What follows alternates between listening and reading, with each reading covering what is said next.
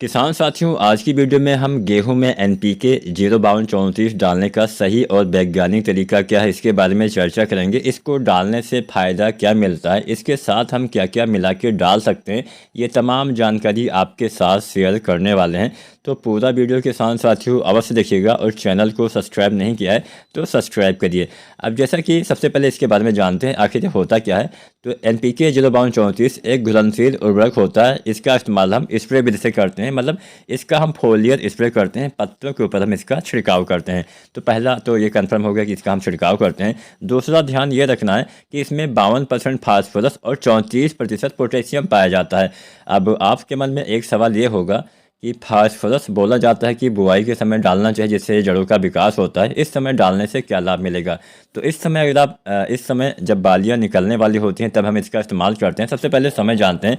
गेहूं में अगर आप 05234 डालना चाहते हैं तो सबसे बढ़िया टाइम होता है जब बालियाँ तने के अंदर बनना चालू होती हैं, जिसको हम गोब की अवस्था, गबोट अवस्था बोलते हैं या गर्भावस्था भी बोलते हैं, जो भी आप बोलते हो। उससे पहले मतलब इससे पहले, बालियाँ निकलने से पहले डालना होता है। जब आपके पौधे के तने जो होते हैं थोड़ा सा गोल होने लगे, आपको लगे कि हाँ बालियाँ अंदर बनना चालू हो गई हैं।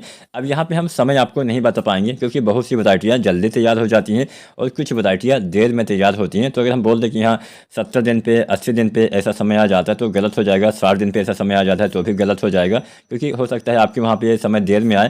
तो यहाँ पे बस आप अगर खेती करते हैं तो आपको इतना तो पता होगा कि आपके पौधे में कब गबोट अवस्था आती है। जब आपके गेहूं के जो तने होते हैं नीचे से गोल होने लगे, मोटाई उसमें आने लगे, तो समझ लीजिए एक कोई पौधा आप तोड़ के भी देख सकते हैं, बीच में बहुत छोटी सी बाली बनना चालू हो जाए। ठीक उसी समय 05234 एनपीके आपको गेहूं में छिड़काव करना होता है, गबोट अवस्था में इसको डालना होता है। अब जैसा कि मैंने पहले बताया कि इसमें फास्फोरस 52% पाया जाता है। और इस अवस्था में आखिर फास्फोरस का काम क्या होता है।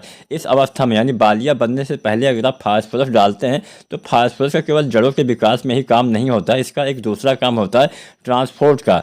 अब ट्रांसपोर्ट का मतलब होता है पौधे तक भोजन पहुंचाना, पौधे में जहां भोजन की आवश्यकता होती है वहां पहुंचाना। अब क्योंकि इस समय जब गबोट अवस्था होती है, गर्भावस्था होती है, इस समय सबसे ज़्यादा भोजन की आवश्यकता आपकी बालियों को होती है, बालियों के विकास के लिए। तो इस समय फास्फोरस आपकी मिट्टी में जो भी तत्व होगा, मौजूद होगा, उसको आपके पौधे के बालियों के दाने तक भेजेगा, मतलब बालियों तक भेजेगा, जिससे आपकी फसल में बालियों का विकास बहुत अच्छे से हो पाता है। इसीलिए इस एनपीके का निर्माण किया गया है ताकि बालियों का निर्माण, फलों का निर्माण, अगर कोई फलदार पौधे में डालते हैं तो फूल आने से पहले डालेंगे तो अच्छा लाभ मिलता है। तो मतलब बालियाँ आने के पास आसपास या फूल आने के आसपास आपको फलदार पौधे में भी देना होता है। तो इसका इस्तेमाल करेंगे तो फास्फोरस यहाँ पे ट्रांसपोर्ट का काम करेगा। 34% इसमें पोटेशियम भी पाया जाता है, पोटास की मात्रा भी पाई जाती है। पोटास तो आपको पता होगा फूल फल दाने के विकास में मदद करता है, आपके तने को भी मजबूत करता है, जिससे आपके पौधे गिरते नहीं हैं। तो यहाँ पे 05234 बालियों के विकास में, कुल मिला के अगर देखा जाए तो बालियों के निर्माण में, बालियों की लंबाई बढ़ाने में, बालियों की मोटाई बढ़ाने में काफ़ी मदद करता है। बस एक बात का ध्यान रखना है, सही समय पर डालेंगे तब ये काम करेगा।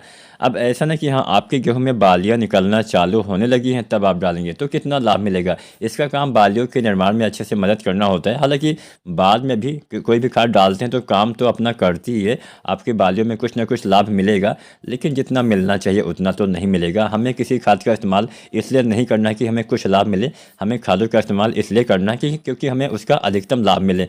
तो यहाँ पे 05234 हमें बालियाँ निकलने से पहले गबोट की अवस्था में डालना होता है। अब इसके साथ आप एक दो चीज़ मिला सकते हैं। पहला आपको मिलाना है बोरोन। जो बोरोन आता है 20% वाला, लगभग 100 ग्राम। एनपीके की मात्रा भी हम आपको बता देते हैं। एनपीके आपको लेना है 1 किलो से लेकर 1.5 किलो, साथ में लेना है बोरोन 20% वाला 100 ग्राम। बोरोन के इस्तेमाल से परागण सही से होता है। अब परागण का मतलब भी आप समझ लीजिए।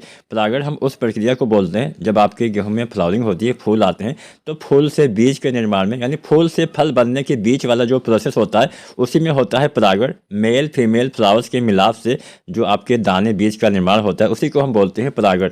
अगर परागण प्रक्रिया यानी पॉलिनेशन सही से नहीं होता है तो आपके दाने का निर्माण कई बार सही से नहीं होता है, हमारे दाने खाली रहने की एक मुख्य वजह यह भी हो सकती है कि आपकी फसल में सही से परागण ना हुआ हो। कई बार मेल फीमेल फ्लावर्स कमजोर होने की वजह से, पोलिनेशन कम होने से हमारे दाने कम भरते हैं, जिससे हमारे दाने खाली रहने वाली समस्या आ जाती है। तो बोरोन दाने के भराव में मदद करेगा। इसके साथ साथ बोरोन भी आपके जड़ों के द्वारा जो अवशोषित किया जाता है उसको पौधे के सभी भागों तक पहुंचाने का काम करता है। तो बोरोन और NPK 05234 ये दो चीज़ें बालियां आने से पहले अगर आप इस्तेमाल करते हैं बहुत ही अच्छा लाभ मिलेगा। बोरोन 20 फुट वाला 100 ग्राम डालना होता है। वीडियो देखने के लिए आपका बहुत बहुत धन्यवाद।